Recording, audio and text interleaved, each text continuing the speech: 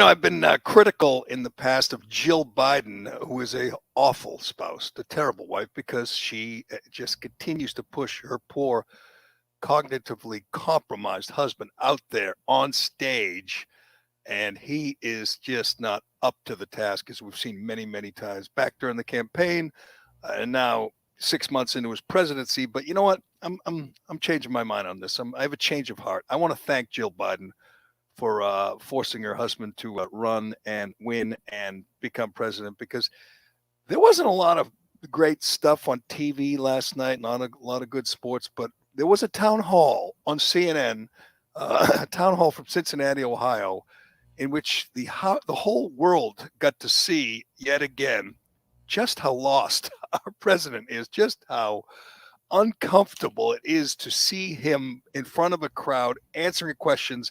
And it doesn't matter if they're all setups. It doesn't matter if the host is Don Lemon, one of the great sycophants of all time, who's there with one goal: to help shepherd the president through this hour-long town hall. The questions were mostly setups. It was mostly Democrats saying, talking about whatever, climate change or something, just trying to throw him softballs. It doesn't matter. If you put the president of the United States on live television and you're like his guy, if you're a Democrat or a Biden fan, it must be torture. And as you know, Turtle Boy, you, me, we're not Biden fans, so we can sit back and laugh at this poor man. But as I say every time, he has 3.5 more years. 3.5 more years. The guy on that stage last night can't do this for 6 more months. He can't. And we're supposed to believe he's going to last 3.5 more years. How is that even possible? How is a year from now? How is that guy going to take the stage at a town hall or a press conference or whatever a year from now, 2 years from now, when he's 80? How is that going to work? Gerry, we are all sitting watching. It's a stutter. We're what?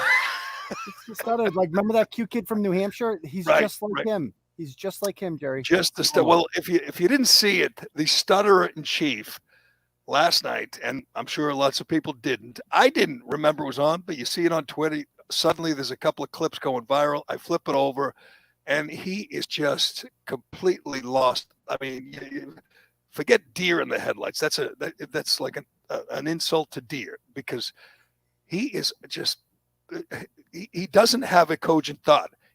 He's accused today of lying, and he did tell one big, huge lie that even Dale, what's his face, the CNN guy, Daniel Dale, that guy, and others were calling him out for, including, by the way, the doctor, the old Planned Parenthood. What's her name, Matt? The Asian lady there. Yeah. You mean it's Lena Wynn? The lady who talks like this. Yes. Even she was calling. Everyone was calling him out. What's the biggest story this week nationally? It would be those Texas Democrats. It'd be the people getting COVID who have been vaccinated, right? That's like the biggest story. That the Olympians who are getting COVID despite being vaccinated. The Texas Democrats who came to D.C. and just started spreading it to this White House aides who are sidelined right now with COVID who've been vaccinated. And yet the president of the United States goes on stage and flat out says, you can't get COVID if you're vaccinated. This was a shocking. I mean, again, I don't like the guy. I'm not rooting for the guy. I enjoy when he loses his way. I don't like elder abuse. That's not my thing. But when you see this man who is bent on destroying large institutions in this country, as we've seen, check out the southern border right now. This guy is determined, or at least the people behind the scenes are determined, to do real damage to this country. So I'm not rooting for him.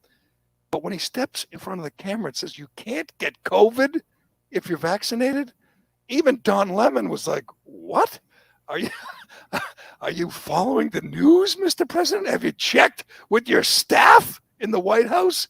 How could anyone who's not completely oblivious to what's going on, how could anyone say that? I mean, I understand he lies really easily because he knows that he won't get called out by the media. He goes before the world and says the January 6th insurrectionists killed a cop. He knows that's a lie, but he says it because he knows the media has his back and they won't call him out. But this one, even by his standards, was so damn egregious. Do you guys think he believes that?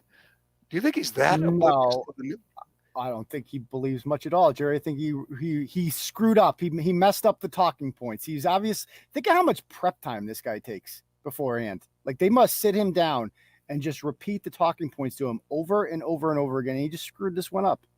What's the point of doing that? He wouldn't remember it anyway. You might as well not prepare at all. The guy's just a complete vegetable now. There was one, I don't know, someone on Twitter that just says made the prediction that there will never be another Joe Biden town hall. This was the last one on July 21st from Cincinnati, Ohio, was the last time Joe Biden will take the stage in a town hall format. Because when you think about it, he's surrounded by, well, actually he's not surrounded. If you saw the view of the arena, of the room that he's in, there's like 27 people in it. They took a shot from the back of the room. Literally, it's 1/10 full. Nobody showed up for a guy who got 81 million votes. He can't bang out a conference room at a college in Cincinnati, Ohio, on a Wednesday night in July. He can't fill a room with people who, maybe it's because his supporters just can't bear to watch. But he's got Don Lemon there, who's ready to to hold him. If he needs to be held, he's ready to stroke, to work the shaft if that's what it takes. Don Lemon is there to help. The audience is there to help, and yet he just fell on his face. I think this was worse than any. Obviously, he was terrible in the debates and press conferences and other man on the street stuff. He's been terrible, but this was the worst I've ever seen, which is no surprise because as time goes by, it's just going to get worse and worse. But well, to answer your question, Jerry, why they're allowing this, a recent poll out of New Hampshire 2 days ago actually showed that there is a 17% approval difference between Joe Biden and Kamala Harris right now amongst New Hampshire voters. 17%. Wow. So that is why they are going to ride this as long as they can. But the question is, again, how long? How long? I mean, 4 years. If you had a doctor right now, a neurologist, they would say, they'd probably put a time on it. Say he's not going to be able to do this in whatever, a year and a half. He's just not. I mean, it's not going to be possible. And then what? I know the media will avoid this as long as possible, but do they bring up the 25th Amendment? Do we suddenly hear that he has whatever? He has Parkinson's? No, Turtle Boy is exactly right about this. Like, the longer that they can keep Kamala out of the White House, the more chances that they have of getting her elected or a Democrat elected come next election. If she serves for 3 years, they will not win the White House next year. What I think is going to happen is Biden's going to do, first of all, I mean, we've put up with so much already from this guy. It gets worse and worse, and the media doesn't care. It's obvious they're not going to talk about it. This can go on indefinitely. This will go on. Everybody knows he's the empty suit up there. He's a Trojan horse of progressivism. Everybody knows that. They're going to ride this in. They cannot let Kamala take over because then she will be the presumptive nominee in 2024. So what you do is you let Biden do it. He elects not to run. And that way the Democratic field becomes wide open and they can put someone in who's not Kamala. That's their best bet. It's a good point. Like but the problem is if he's completely gone in a year, you don't have a choice. You can't. Doesn't matter. Woodrow Wilson disappeared, Jerry, during the last year of his presidency. His wife did all his press conference for it. This is not unprecedented. It's happened before. Yeah, there was no CNN or Fox News or Twitter or there was no 24-hour news cycle when Woodrow Wilson or even FDR were in the White House. The media likes Biden more than they did Wilson, Jerry. You misunderstand. You know what you're going to see is you're going to see him just disappear. I mean, he might make an appearance like walking to Marine One or just eating ice cream, but you're not going to see press conferences. They're not going to allow the media, and the media will play along, obviously, like they did during the campaign when they hit him in the basement in Delaware and just allowed COVID to win the election for him. you're going to see something like that. And the question will be from us and everyone else will be, where is Joe? That'll become a thing. Where is Joe? Hannity will be yelling it every night.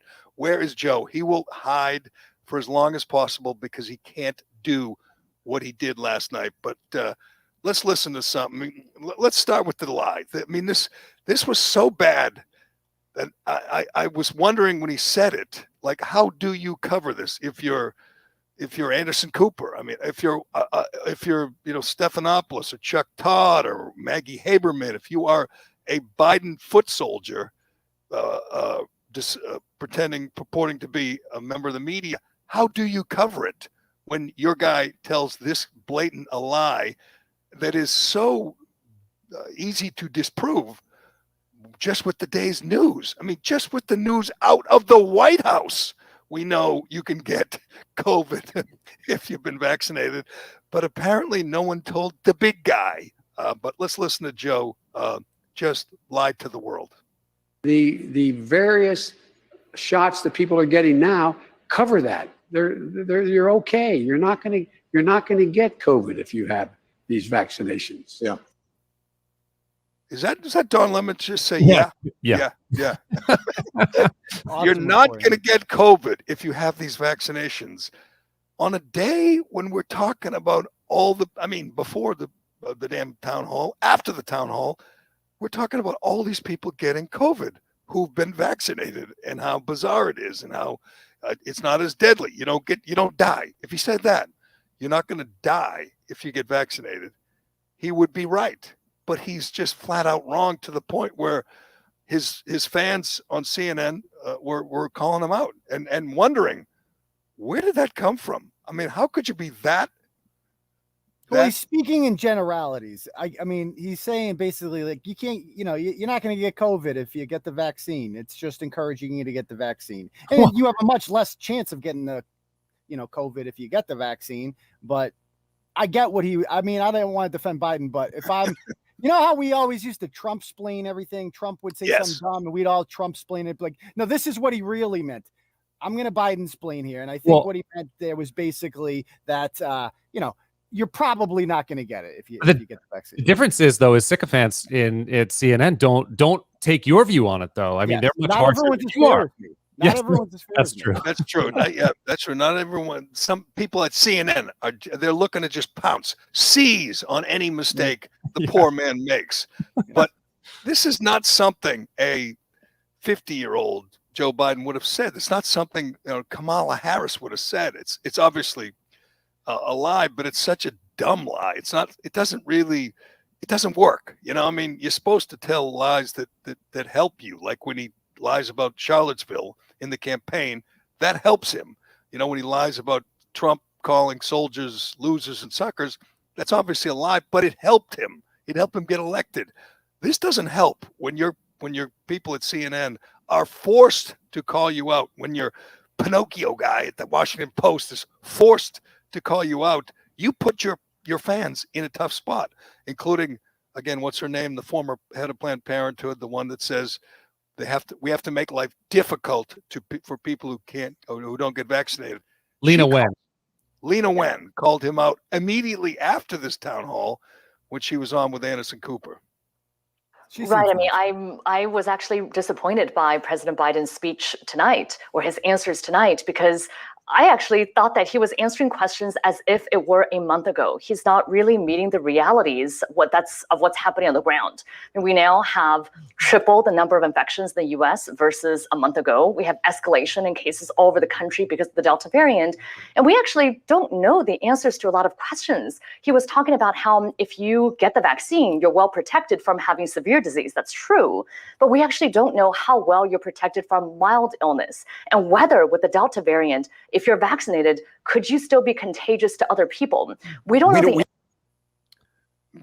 And that's not a good night when your fans at CNN. Yeah, but listen to what she's criticizing for. She's criticizing him for not fear mongering enough. Yeah, well, that's what they do, right? And isn't that what Biden does? Isn't that what the administration does? They fear monger on a daily basis because they came up so woefully short on their number. They were supposed to get 70% of the country vaccinated on 4th of July, and they didn't come close. I don't know what the They're in number third, is now. 33, I think. That's last 33. Just short. They were at 33. They were supposed to be at 70.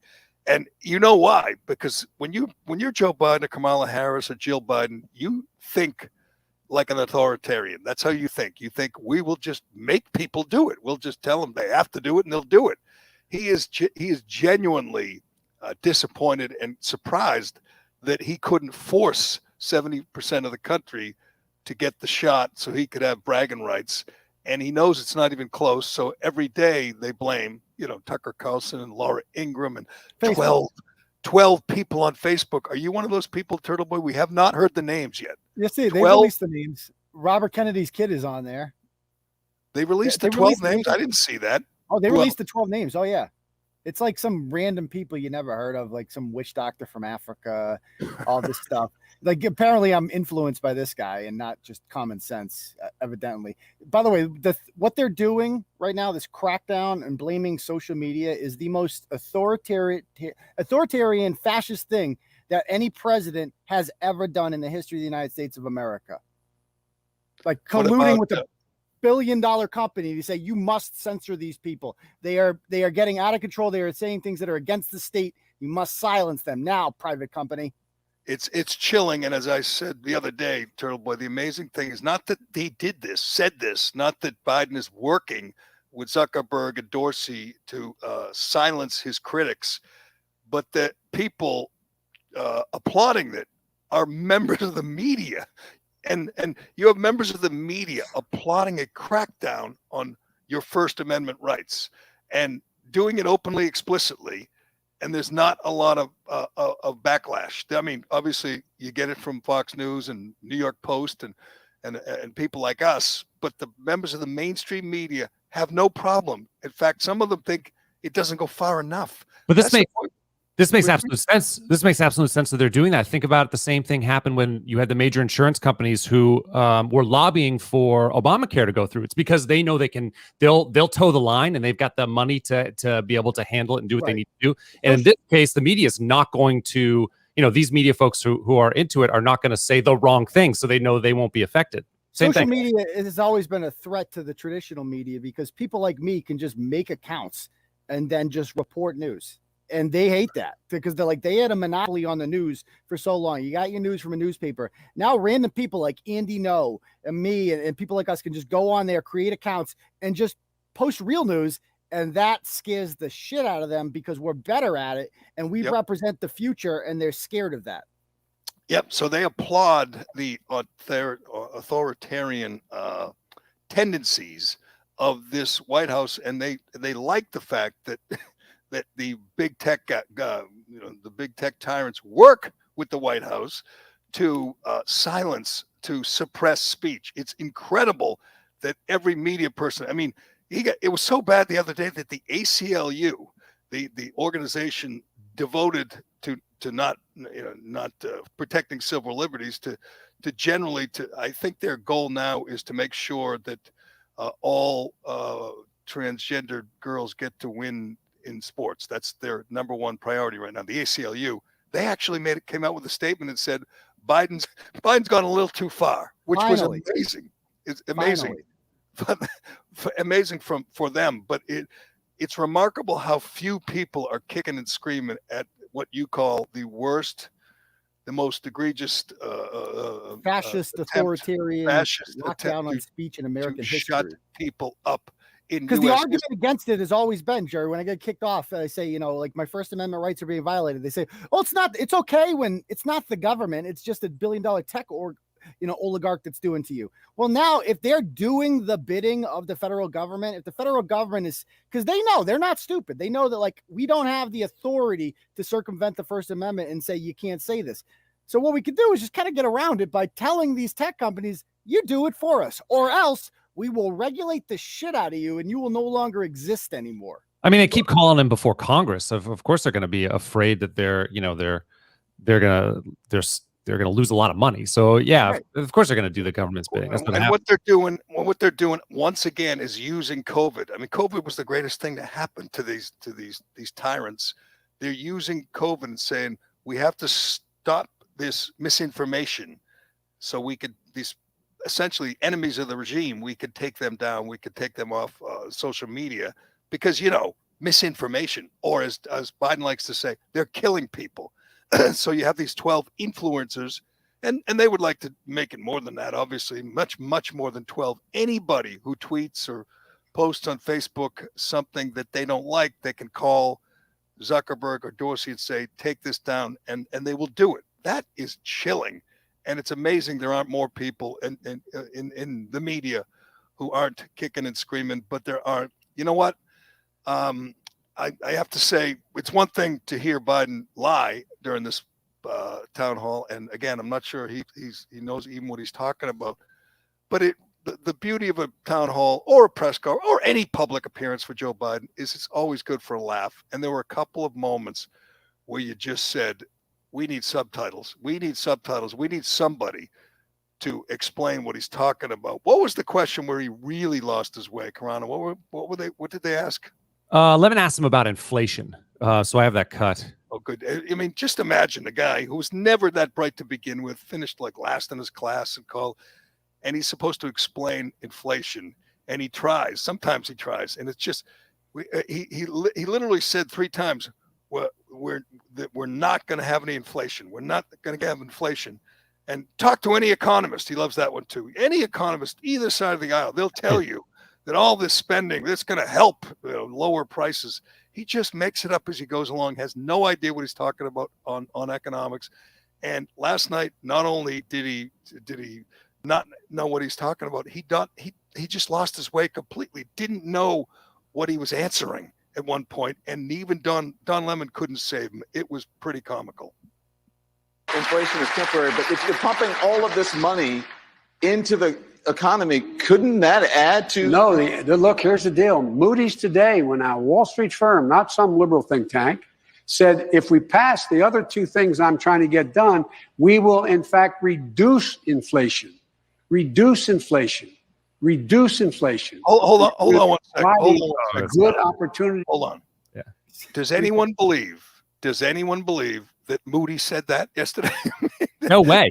This is the Biden. So it must this be is true. This is what he does. He knows they won't. He's looking at the audience of sycophants. He knows Lemon and CNN, and he just makes it up.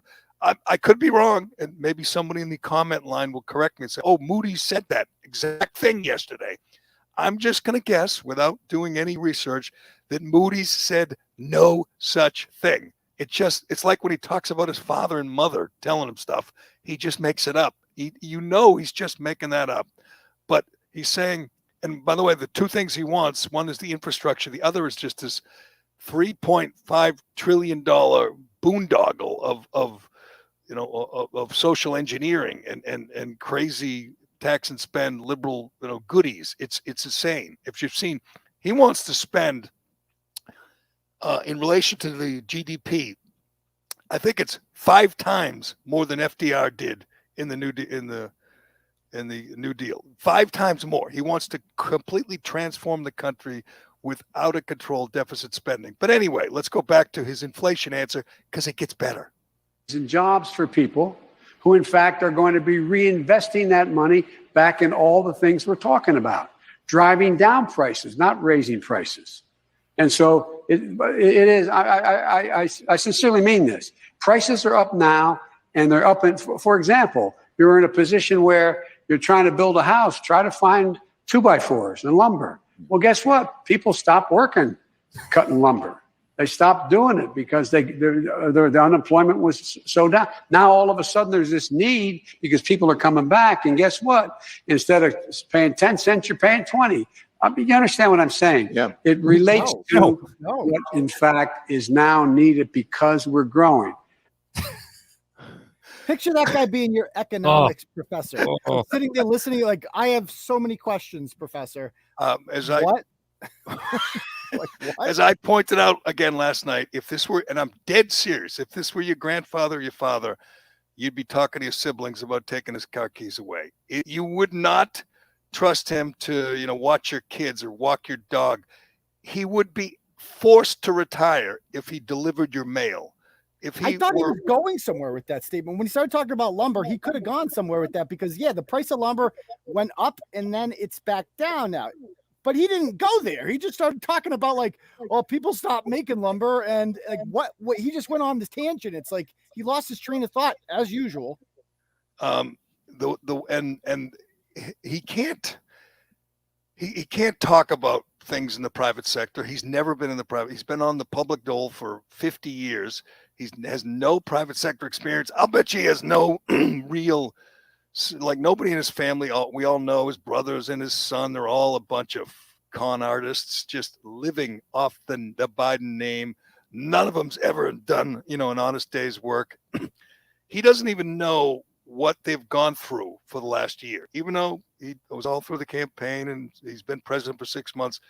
He really doesn't know what people have been through in the private sector, small businesses. He doesn't know that, 50% of Black-owned small businesses are gone because of the government's overreaction to COVID. He doesn't know the devastation in the restaurant and the hospitality industry because it doesn't affect him and he doesn't care and he doesn't spend any time thinking about it.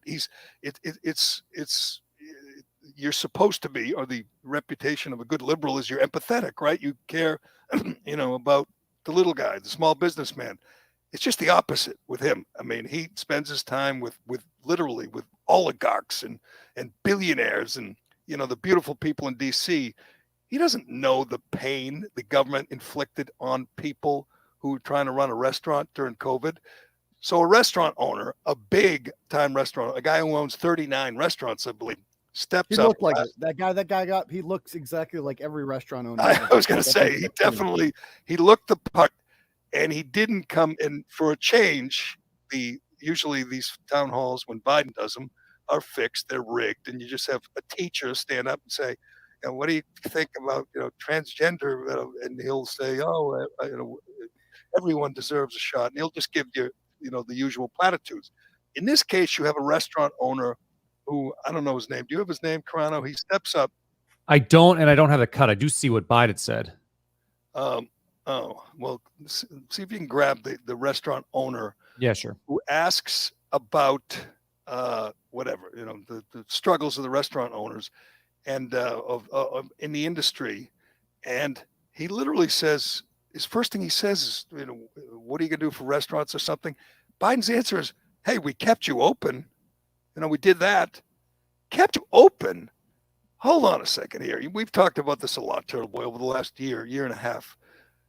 What did the federal government didn't have? This is not their domain, is it? It's not their purview. Right. They don't. He's talking about, again, I'll Biden explain, Gerry. He's talking about the government in general. Yes, we shut you down.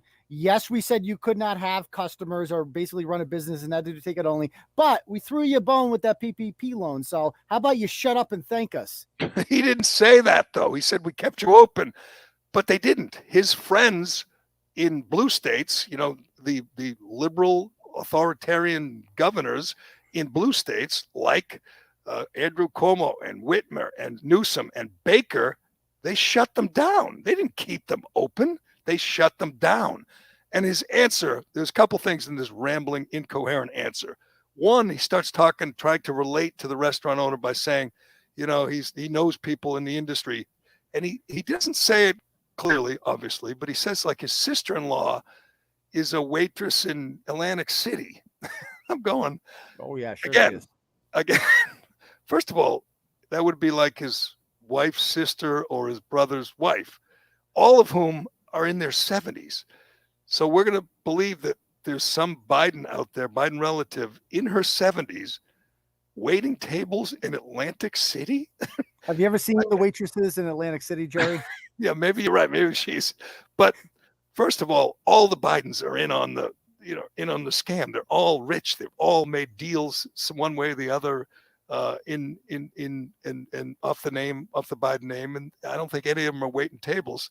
Secondly, well, put it to the Trump test, but it doesn't have to be the Trump test. If this were Bush, if this were whatever, DeSantis, the media would check, right? They would say, we will follow up afterwards with the media office.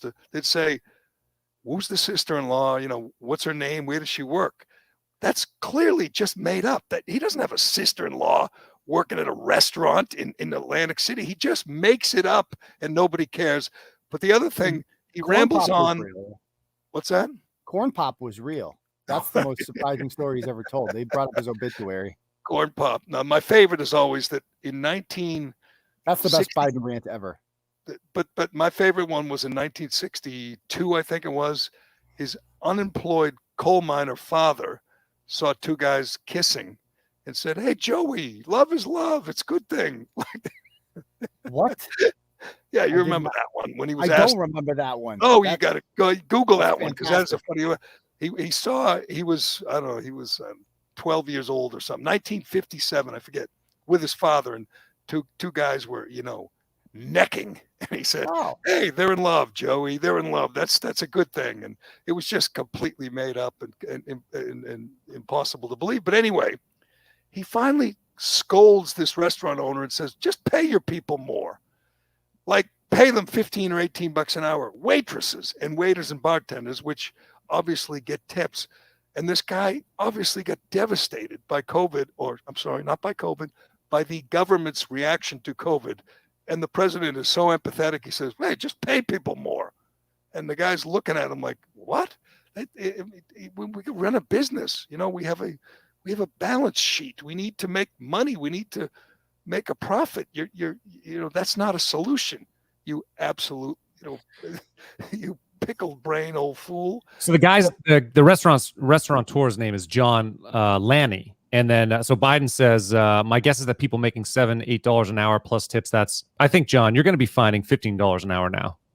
People can make more money in the bargain. Yeah, so just like, I'll tell you how to run your business. Here's what it's just that simple. It's just that simple. He wants to double the pay of the waitresses and the waiters.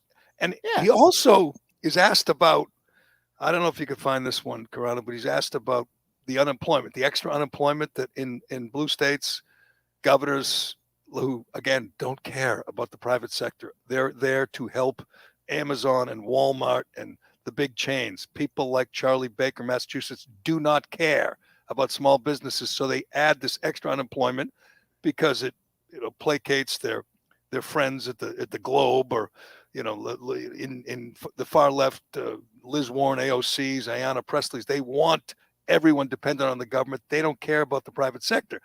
He says, "I don't think that affects unemployment."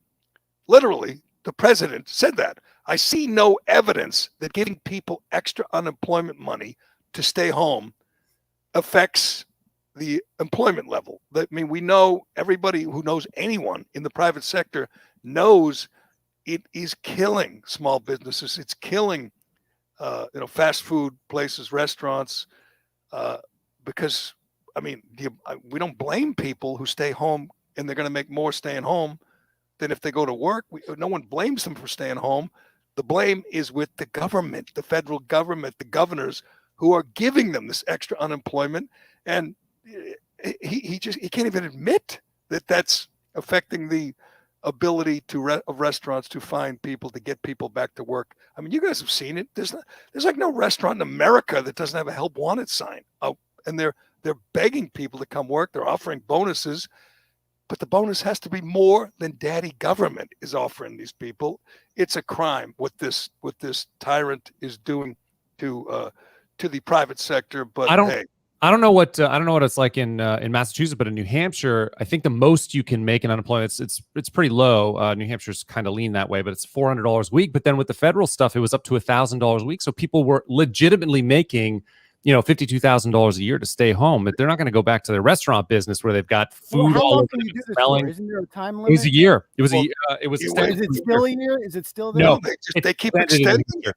It ended in New Hampshire. Sununu said, "Okay, that's it." As of July or something. It ended in most red states, or even purple, but not in Massachusetts. Baker City has no intention of ending, and not in New York or California. There's no clearer sign that they don't care if any of these small businesses, if any of these neighborhood restaurants survive. They don't care. Yeah. They want people dependent on government, and they care about the big international businesses. They would never, ever shut down, Walmart or McDonald's, but they don't care about the neighborhood place. It's obvious. They've killed off half of them, and there's no empathy. There's no regret at all. You saw the guy last night. Literally, he had no empathy for this restaurant owner who's been devastated. It's just like, we didn't shut you down. We kept you open. We're going, what are you talking about? I don't know where all the guys' restaurants are, but I guarantee you, many of them were shut down, and the guy was devastated, and Biden does not care. But he was funny. That guy looked like right out of Central Casting, the restaurant owner. You could picture him, hustling and they're seating people and doing his best to run a restaurant in these difficult times. But Biden did not care about his troubles. All right, there was another thing we have to get to, because I love these stories, and I know you do, Turtle Boy. You've been tweeting about this woman, but an Alabama doctor. We've talked about this before, but the level of desperation for the people trying to get up, to get more people vaccinated, trying to get over 50% or over 70%, or trying to get kids vaccinated, the level of desperation for these people is kind of comical, where they, and we talked earlier about the doctor at CNN said, we have to make life difficult. We can't let these people go on airplanes or eat in restaurants until they get vaccinated. They will do anything. They'll pull out all the stops to get people vaccinated, to get that number up.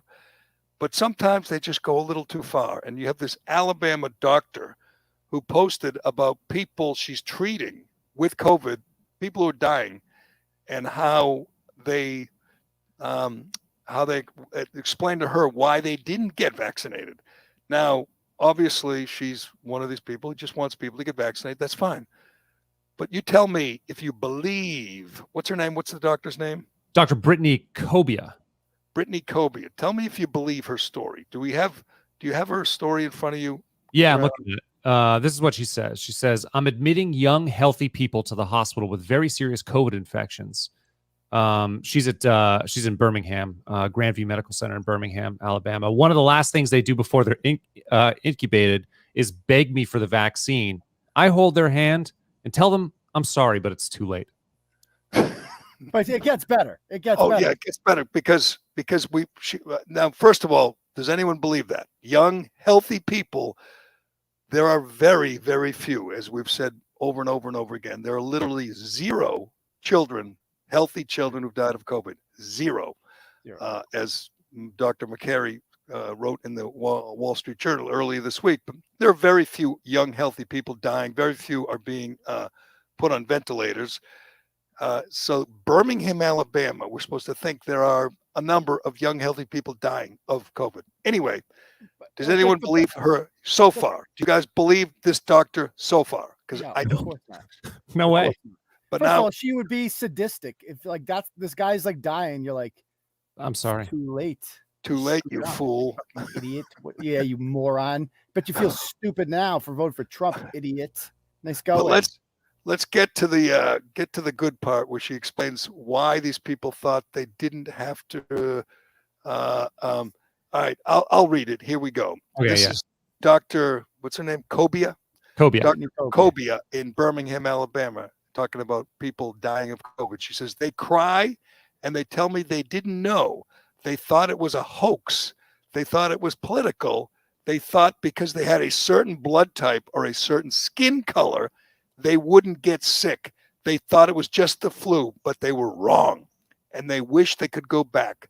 They can't. So they thank me and they go get the vaccine. And I go back to my office, write their death note, and say a small prayer that this loss will save more lives. Yeah, okay, sure. Picture that, like a group of people I thought it only happened to Mexicans and black people. I didn't know us white people could get COVID too. I had no idea. Even though Trump got COVID, I didn't know. I didn't know. Help me out here, Turtle Boy. You spoke Biden. See if you can speak, crazy liberal doctor. Help interpret. She's talking. I've followed the news pretty closely in the last year and a half. I've followed even conspiracy theories, from even people like Joe Biden, Kamala Harris, who said they wouldn't take a vaccine if Trump told them to. Even I've followed the most staunch anti-vaxxer out there, people like Dr. Fauci, who said even if you're vaccinated, you should stay home and wear a mask and all that. Who ever said it only affects a certain blood type or a certain skin color? When has that theory ever been floated anywhere? Have you guys seen it? She took all the left-wing talking points and threw them into one Facebook post, and she got it screwed up. She screwed up. She threw one too many things, like all those things, like it's a hoax. These are all the things that the left tells you that the right is saying that we never actually said. Nobody on the right is saying, oh, it's a hoax. We know COVID's real. We're not stupid. We know it kills people who are elderly and morbidly obese and stuff like that. What we've always said is this is an overreaction to a virus that is no threat to healthy people. So she just throws in all the left-wing talking points to make it. She makes this straw man of this old conservative white guy who's just voted for Trump, and she's putting a picture in your mind of what this guy looks like, because this is how the left envisions everybody on the right, as this imaginary guy. I get that, but I've never heard anyone say it only affects black people or it only affects people of a certain blood type. I've never heard that. She got a little carried away. And I always say this about, if you're going to lie, be a little subtle. Don't insult me. Make it seem a little kind of believable and work with me on this. All right. If you're going to lie to me, work with me a little. This is so silly and ridiculous that nobody believes. Oh, nobody believes it, Gerry?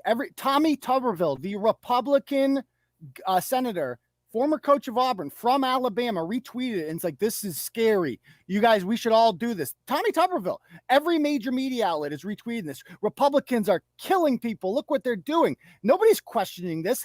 Jussie Smollett showed us. All you have to do is lie. That's it. And people will just believe it if they want to believe it, period. Yeah, but nobody believes Jussie Smollett after a couple of days. I mean, initially, Kamala Harris was crying over it, but everyone knew he made it up. You and I all knew it. Everyone knows this doctor is making this up. So maybe Tuberville just thinks it's, political. He'll use it for political purposes, but nobody believes young, healthy people are dying, first of all, of COVID. And as she's holding their hand, they're saying, I thought it could only happen to black people or people. Nobody believes someone said that, let alone a number of people. She's just making it up. That's how desperate they are to get people vaccinated. They're just making stuff up. That doesn't help the cause, by the way. That doesn't help the effort to go out there and lie. As you say, even one of the people in the comment line said she's surprised that she didn't say they come in here and they're sick and they have a MAGA hat on and a Trump shirt and they're waving a Trump flag and they say they stole the election and then they die. And then they die and they say, oh, we could have saved you if only you got the vaccine. It's just making it up. Please don't insult me with such a silly story. But anyway, we'll see how that goes going forward, because I think, like Jussie and other hoaxsters, these things tend to fall apart over time. If the media had any interest, they could go to Birmingham. They could look up the numbers, see how many people of a certain age group died of COVID. It's probably negligible. And she's clearly just making it up. I'd like to point out, so her husband is also a doctor. His name is Miles Cobia, and he tweeted on September 7th, and it has since been deleted because this was in the comments under a post. He said, I can't believe we have a vaccine released before phase 3 testing in the US. I really can't believe it. Regardless of all the crazy things that have happened, max vaccine distribution before phase 3 testing is insane to me. That's a tweet he just deleted. Wow.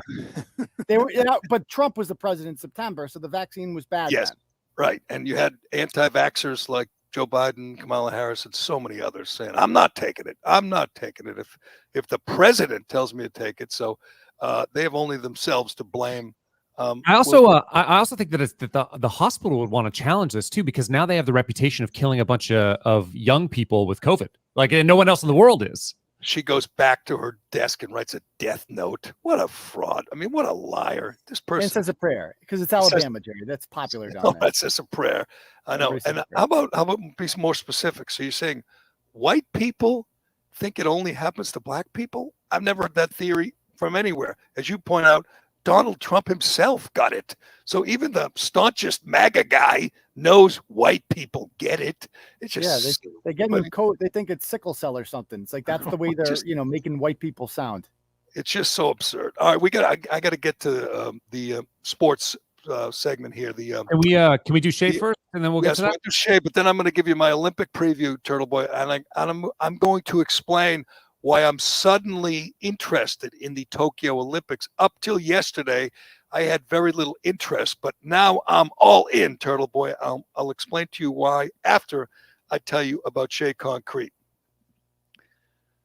All right, the Olympics today, I believe. Today is the open, or tonight. I don't even know what the time. They're 12 hours ahead behind. I don't even know. But like at 3 a.m, there's going to be an opening ceremony. Nobody will watch. Opening ceremonies without fans, all the events without fans, at 3 a.m. on the other side of the world. It's going to be a disastrous Olympics.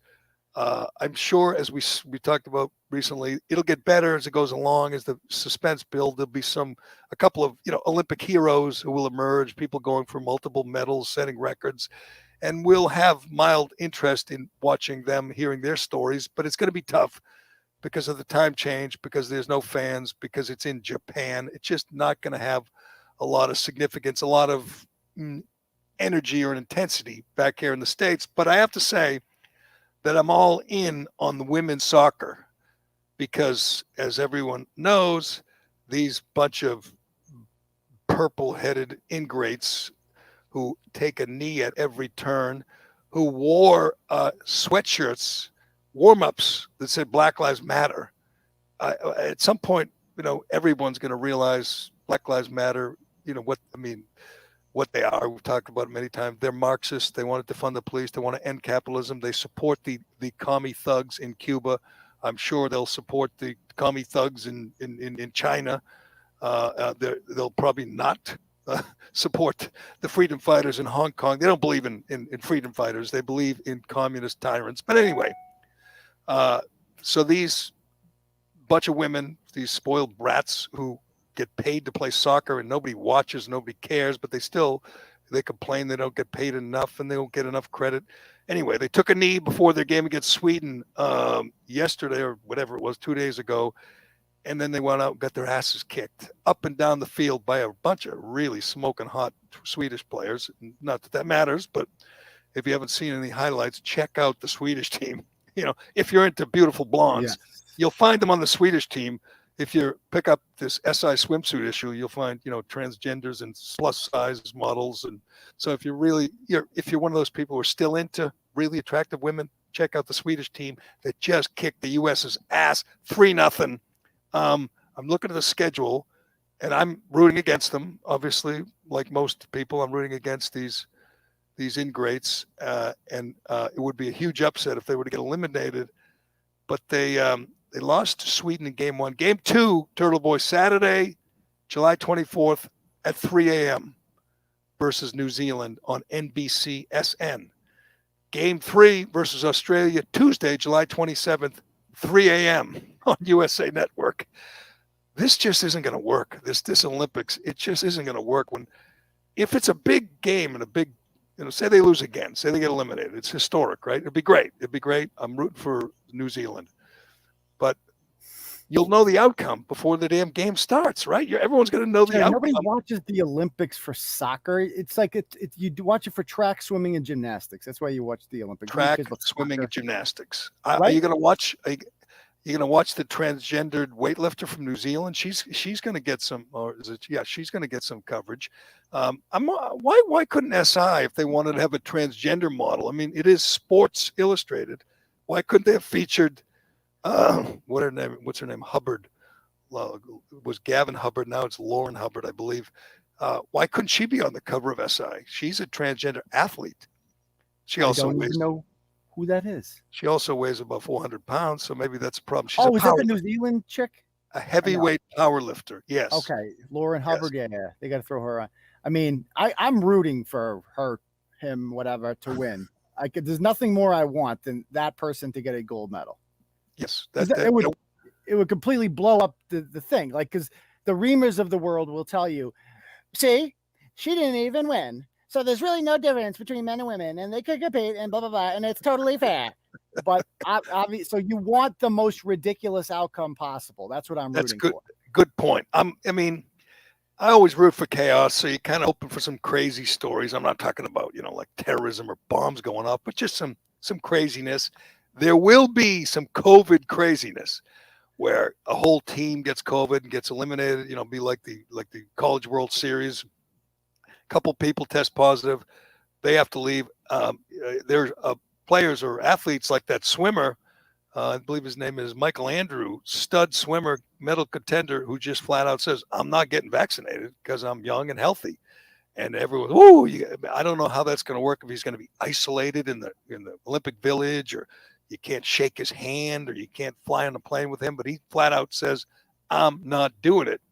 So all the the authoritarian people, they'll all be rooting against him. And we'll see how that plays out. There's already a bunch of athletes who've tested positive and told to go home. So it might be a disaster, which would be okay. It'll be okay with me. Like I said, I root for chaos. So we'll see. But you're going to watch track, gymnastics, and what else? Track and swimming. That's the only reason, especially track. But that usually comes on a week later. I mean, I'm a track guy. I used to coach at Gerry. I love it. And swimming's fun. I mean, when else do you watch? Nobody cares about soccer. And I hate to say nobody cares about basketball. Nobody cares about basketball in the Olympics either. Those are the two. They're pointless. What people care about soccer, the World Cup matters. The Euro Cup matters. Nobody cares about soccer in the Olympics. What about golf? Do you care about Olympic golf? No, not at all. Because it's professional golf that you can. I don't remember watching a second of the golf in where was the last Olympics? Brazil. That was an Olympic event. Golf's an Olympic event. Didn't even know. It seems bizarre that you have to have golf. You have to find courses for these guys to play. I mean, that's tough in a country. Say they're in some country that doesn't have a lot of golf. They got to find and have a perfect course for the greatest players in the world. I don't know. I'll check it out. I'm sure it's all on tape delay, and I'll see nothing live, right? I guess if it's in prime time in Japan, it's not going to be in prime time at home. But I'll be rooting for New Zealand Saturday. Do I have it right? Saturday? Yeah, Saturday, 3 a.m. So Saturday morning. The U.S. women, if they get eliminated, I think a lot of people in the United States will cheer, because these are seriously super woke people led by Megan Rapinoe, the newest Victoria's Secret model, the purple-haired, the angry purple-haired lesbian who just can't get an even break. She's making like millions, literally millions in endorsements, and all she does is complain about how this country just will not treat her and her kind fairly. She'll be going against countries that, throw gay people off of buildings at the Olympics, but, let's not get bogged down in the details. Let's just give Megan Rapinoe more money and more awards. Speaking of ingrates, big media news yesterday, Turtle Boy, big news. Maria Taylor left ESPN. Her contract ended. She was in the middle of a very contentious negotiation where she proved to be one of the most ruthless, cutthroat negotiators I've ever seen. She set up her former colleague, Rachel Nichols, released someone on her team released a private conversation that Rachel had with her friend, LeBron James' agent, which made Rachel look bad and made gave Maria Taylor some leverage. The last we heard, ESPN, they initially offered her $5 million a year. She wanted $8 million. We don't really know how the whole thing ended, but according to, I don't know who broke the story yesterday, but our guy Bobby Burrick from Outkick wrote about it. She left ESPN for NBC, and she'll be heading to Tokyo, I believe, to cover the Olympics. And she'll be making, who knows what, $5-6 million a year. A person that 98% of sports fans have no idea who she is, but the timing was right. She was young, and she is young and attractive and checked a lot of boxes. So she played it out to the end, and got, I think, a big deal from NBC. We don't know the details, but congratulations to Maria Taylor. Now the question is, which 24-year-old young black woman will take her place? That's I'm sure they have a number of candidates. I'm sure none of them are over 30, and none of them are white, and none of them have a penis. That's what we know, but we don't know all the names. I'm going to guess Yeah, Malika Andrews. Could be. This feeds right into the NBC Olympics things too, because their ratings are going to be so low. They probably are trying to this Hail Mary to try to get them a little bit more juice and more watchers. Okay, tell me who would ever watch something just because of Maria Taylor? Like, yeah, I don't know. I think they're trying to do something because they know the ratings are just going to be. How does that affect ratings ever anywhere? Maria Taylor is not a household name. She's not a star. I agree, but she's been in the news lately, so they think that there's some juice associated with her now.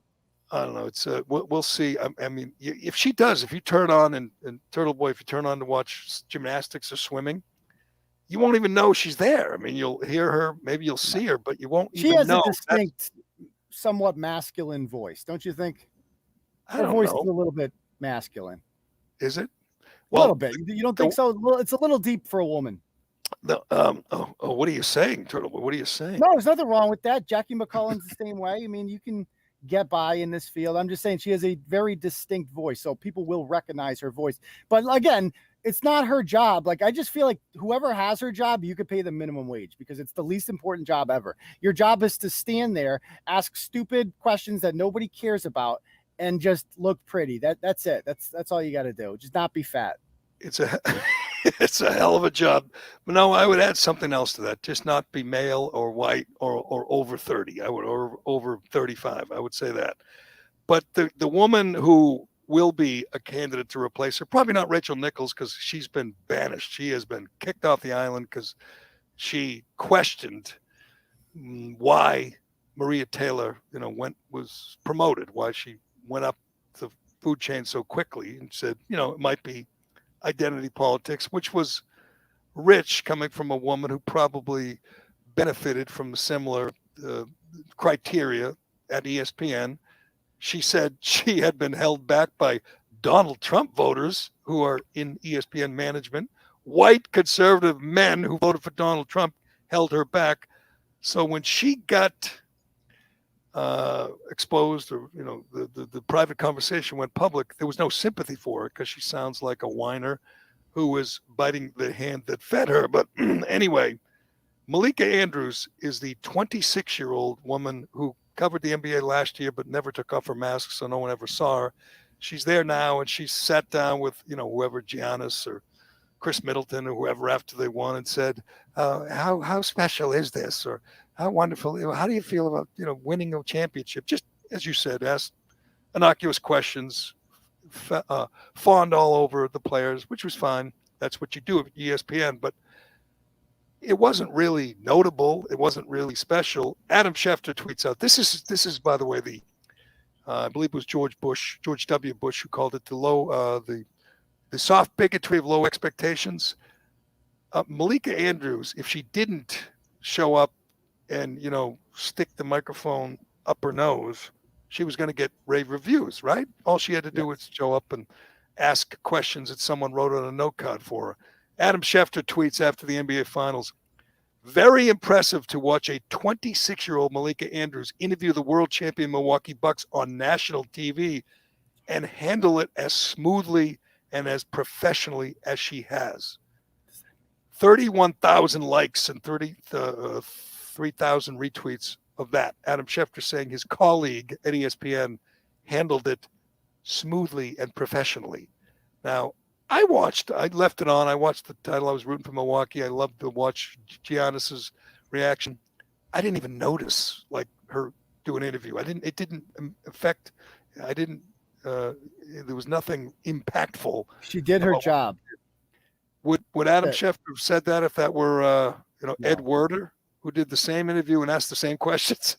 No, or anybody. It was just because her name is Malika Andrews and she's 26, and they're basically saying, "Good girl, you did a good job today, honey. You're going to be really good at this job. You have that girl has everything." And I call her a girl because she's 26 years old and she's already got this job. How the hell is she that good? Did she stand out in whatever school she went to? Like, oh man, when this girl talks, she's so good. No, you got your job because your name is Malika and you're attractive. And you check off several boxes. That's why you have your job. If you look like Julie DeCaro, you would not be doing this right now. No question. Or you look like Turtle Boy, or you look like Carano, or you look like you had no shot. Every time I see a guy like Ed Werder, I saw him this morning on a Sports Center, and I'm amazed he's still there. Any old white guy who's still at ESPN is a survivor who probably doesn't make that much money, because they got rid of all the guys, Kenny Mayne and Mike Golick and Trey Wingo, and anyone who makes any money and is in the way of the agenda, the super woke agenda, has been boom kicked out the door.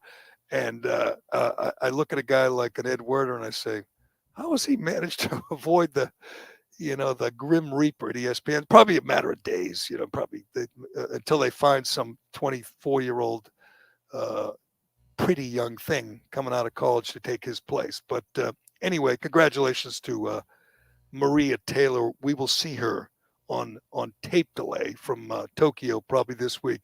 All right, Turtle Boy, you broke a couple of stories this week. Obviously, the big one was you brought down Tom Mountain, the what was his title for the Mass GOP? Vice chairman. I thought you meant vice chairman of the Massachusetts GOP. You just nailed him to the wall. Once again, I say, Turtle Boy on an average Tuesday breaks more stories than the Boston Globe has broken in the last 20 years. And he brought down, I'm surprised that, they didn't jump on this because he is a Republican, but he was sexting with 14-year-old girls? Well, he initially commented on a bunch of women's pages, including one who was 14 at the time. He's like sexy, like playful, like stupid, weird, creepy stuff. You're like Joe Biden would say, maybe like weird stuff.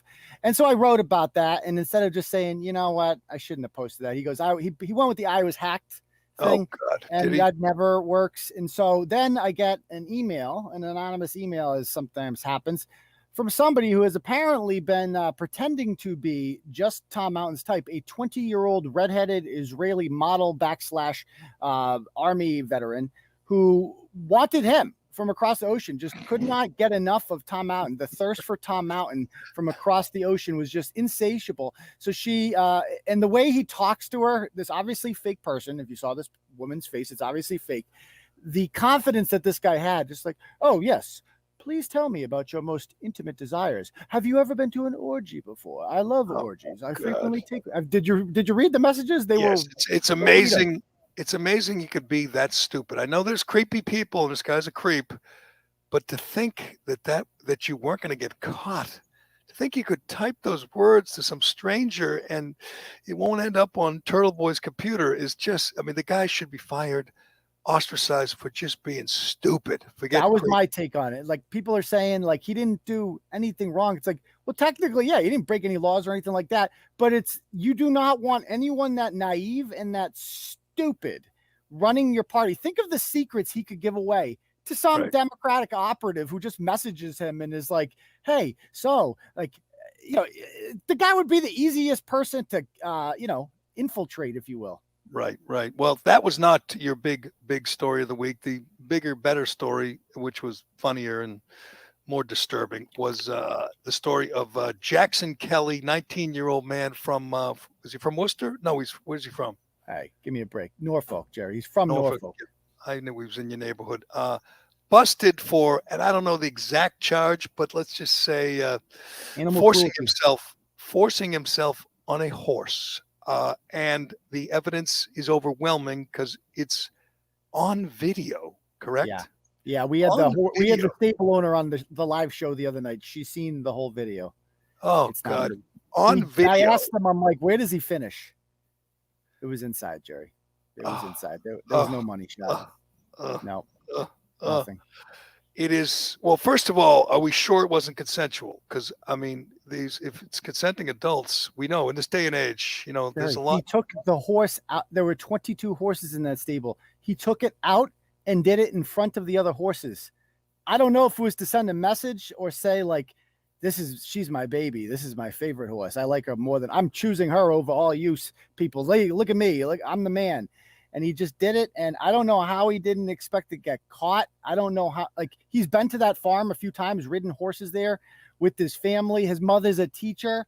This whole thing is like, talk about, how do you ever come back from this, Jerry? I was going to ask, you got to move to like New Zealand. That's your only option. You can't, even then it's gonna. He fall. looked normal. Like he was a athlete at King Philip Regional High School. He seemed to have friends, but you're never going to get a girl now. I mean, you can't be the girl who's the rebound chick for the horse, Gerry. Yeah, that'd be tough. Maybe there are other mammals you think that he's interested in that he could We move on to. debated that. If you were going to have sex with a mammal, I feel like a horse would be ideal for a few reasons. Number one, they wouldn't notice it as much, so they wouldn't squeal and fight back. But on top of that, also, horses are in pretty good shape. They have nice legs. You never see a fat horse, do you? No, but I wouldn't know where to put it. I'd be like, how do you do this? It'd be awkward. He brought his own ladder, Gerry. He brought his own ladder, and he fluffed himself up beforehand too. They got him on video for about 30 seconds, getting himself ready, prepping. Yeah, that'd be hard. That'd be hard to get. That's what he said. That's what he said.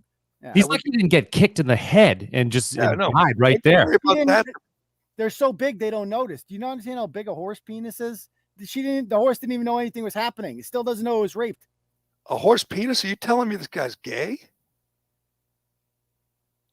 What? Just, no, so the horse penis is really big. So they know a horse knows when a male is inside of it. Oh, but a human penis in relation to a horse is so small that you could have sex with a horse and the horse doesn't even know what happened. So it was a female horse. Yeah, it was a female horse. Good. I thought the guy was some kind of weirdo. He was doing it with male horses. No, Gerry. You don't have to call the family foundation. It's okay. He's a straight. Oh God! Only Turtle Boy could break that story. But you could check that. You could check out all the details. You got photos of Jackson Kelly, young Jackson Kelly, correct? You got pictures of this 19-year-old freak who was arrested for what do they call it? Horse rape? What's the term? Animal cruelty, Gerry. Just go animal cruelty. Yes. Even though. How do they know the horse didn't like it though? It's really cruel. Well, can't give consent. Come on. It's pretty sick. Nay means nay, right? Nay means nay. Nay means nay. And you know what? I don't care if he goes to jail for a day or gets fined a nickel. He is going to pay a price for the rest of his life. Unless he moves far, far away, he's always going to be known as, the horse guy. So good luck to young Jackson Kelly as he tries to, put this sad chapter in his life behind him. But you can check out all that at tbdailynews.com, and you can check out Dr. Turtle Boy on Twitter. It's all there. Or Turtle Boy. What's the other Twitter handle? Turtle Boy. Turtle Boy tweets. At Turtle Boy phone or at Dr. Turtle Boy. The at Turtle Boy tweets is a fan run account. Oh, is it? Okay. Yes, correct.